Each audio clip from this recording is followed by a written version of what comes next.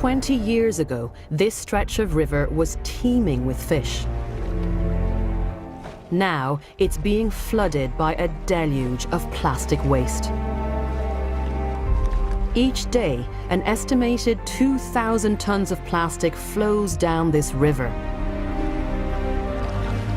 Villagers say the local government here provides no facilities to collect and dispose of the rubbish.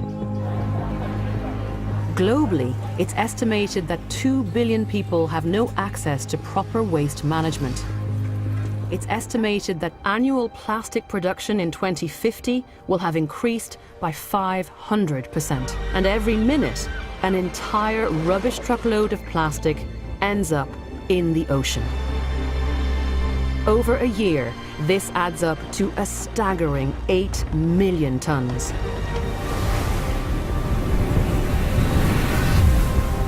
The fishing industry puts more plastic in the sea than any other sector. And nearly every net, rope and line used in commercial fishing is made of plastic.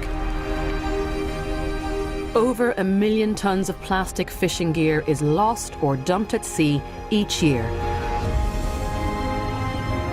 And the consequences for marine life are catastrophic.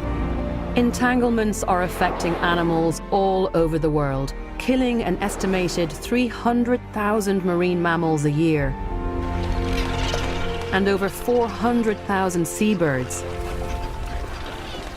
Many of these animals have been caught in plastic fishing gear. Look at its neck. Look at its neck. That was all done likely from this slime. It somehow got this around its neck, and then it started to grow, and then it started to slowly cut into around the neck. So we can just try to slide this off. Think it will? I think so. It's such a young little thing, you know? It didn't even have a chance at life at all. She's breaking my heart. They're all breaking my heart. This whole situation is breaking my heart. It's too much. As scientists work tirelessly to better understand this crisis, a new plastic threat, possibly the most serious yet, is emerging. Trillions of microplastics. Tiny pieces of plastic, some no bigger than a speck of dust, floating in our oceans. These microplastics are even transported to the top of the world, miles from any human habitation.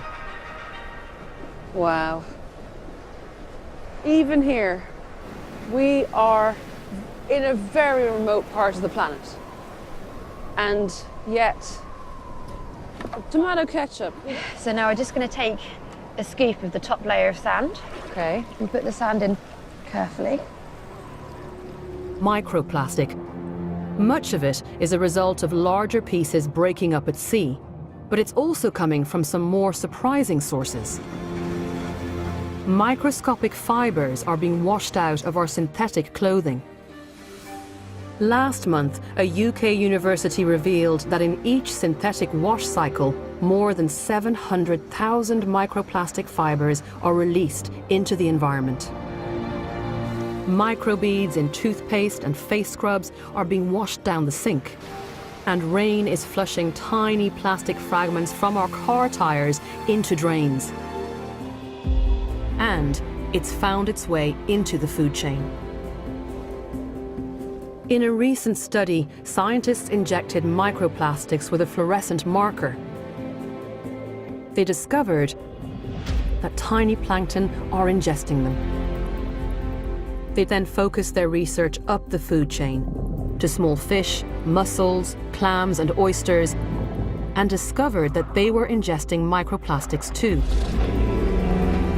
The concern now is that microplastics are heading further up the food chain to some of the biggest ocean predators. There's no doubt that this bird died as a result of this plastic ingestion. The contents of this bird's stomach is the equivalent of a human eating 10 kilos of plastic. What effect is it having on us? Scientists have now discovered that plastic is entering our bodies from a whole host of different sources. From the air we breathe, the water we drink, the food we eat. We can try to clean up our rivers and coastlines. We can even try to clean up the plastic that's far out at sea. But unless we turn off the plastic tap, the unrelenting deluge that enters our oceans every day simply will never stop.